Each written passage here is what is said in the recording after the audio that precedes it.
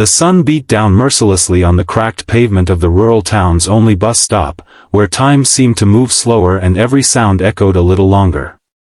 A faded, "Welcome to Greenridge" sign swung lazily in the hot wind. Dust swirled as the bus doors hissed open, and Sergeant Daniel Reyes stepped down, his boots hitting the ground with a heavy thud. He wore his uniform proudly, badges glinting under the sunlight, his duffel bag slung across one shoulder, eyes scanning the familiar landscape he hadn't seen in years.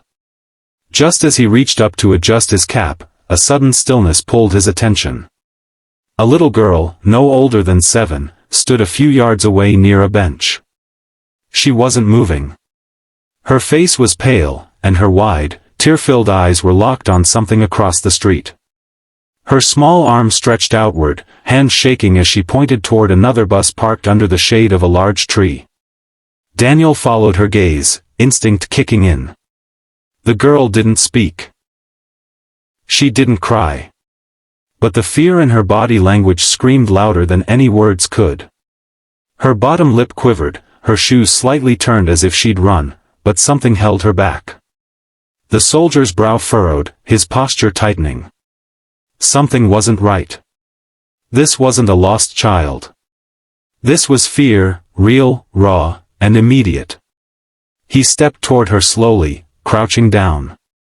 "Hey, what's wrong?" he asked gently. Her voice cracked in a whisper. "He took my sister, she's on that bus." Everything around them blurred. The soldier stood straight, eyes narrowing at the shadowy movement at the rear of the bus she was pointing to. In that moment, Sergeant Reyes transformed from a returning hero into a man on a mission. The bus the little girl was pointing at sat eerily still beneath the shade of an old oak tree, its once white paint now faded and streaked with rust. Its windows were tinted, dusty, and cracked in places, making it hard to see inside.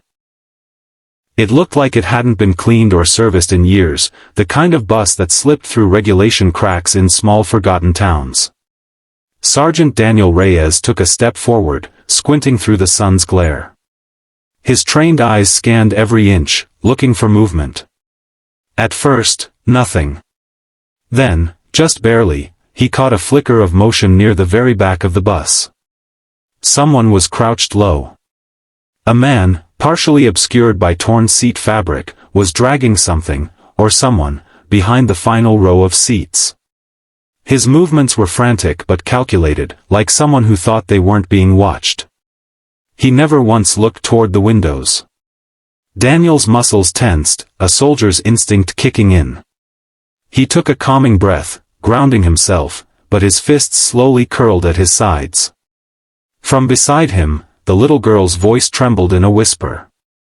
"He took my sister, she's in there." Time stopped for a beat. The heat, the noise, the town, all of it faded. Only that one sentence echoed in his ears. Daniel's jaw clenched, hard. His expert. The heavy bus door creaked open as Sergeant Reyes stepped up and inside. The stale air hit him first, thick with sweat, grime, and something else. Something off. The smell of fear lingered, even if no one had spoken it aloud. A few scattered passengers looked up as he entered, their eyes darting from his uniform to his expression. It wasn't casual curiosity, they could sense it too. The tension. The soldier wasn't here to ride. He moved with quiet purpose, boots echoing on the metal floor, scanning each row like a hawk tracking prey. Halfway down the aisle, an older woman clutched her purse tighter. A teenage boy pulled his headphones out. Something about this soldier's presence made people sit straighter. At the back, near the last row, a disheveled man shifted awkwardly. His clothes were filthy, and his skin pale with nervous sweat. He hunched over a tattered blanket on the floor, trying to cover it with his legs. But the corner lifted for just a moment, and Sergeant Reyes saw it. A small hand. Bare. Trembling. The soldier's voice was low and cold. "Move away from her. Now." The man's eyes went wide. "Mind your business, hero," he spat, already reaching for the door. But he didn't make it. With lightning speed, Daniel lunged forward, grabbing the man by the collar and flipping him hard onto the bus floor. The predator let out a grunt of shock and pain as the soldier expertly twisted his arm behind his back, pinning him effortlessly. Passengers gasped, someone screamed, but no one intervened. The blanket shifted. A terrified young girl, barely conscious, stared up at Daniel with wide eyes. "You're safe now," he said gently, wrapping her in his arms. And for the first time, the bus was completely silent. The town square glowed under the soft orange hues of a setting sun. Lanterns flickered to life one by one as the crowd gathered, neighbors, shopkeepers, teachers, children.